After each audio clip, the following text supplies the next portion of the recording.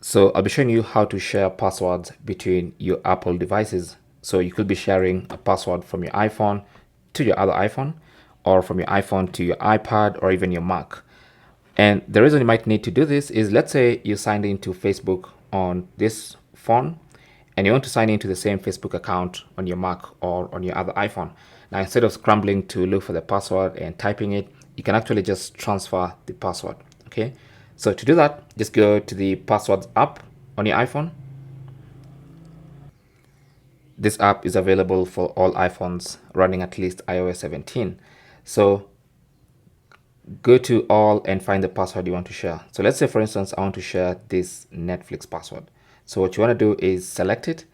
And once you select it, you should see the AirDrop icon here. So tap on that. It's going to authenticate with Face ID.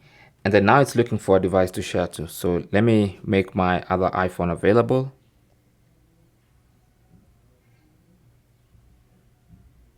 There you go.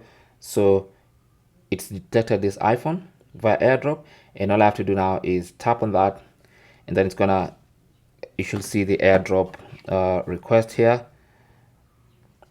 WebPro Office would like to share a password for Netflix. So just go ahead and accept on the other device, and you can see the password is now already saved in my other device. It's literally that simple. So that is basically how to share passwords between your Apple devices via AirDrop. Thanks for watching. Comments and questions down below.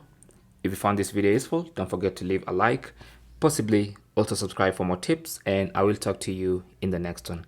Good luck.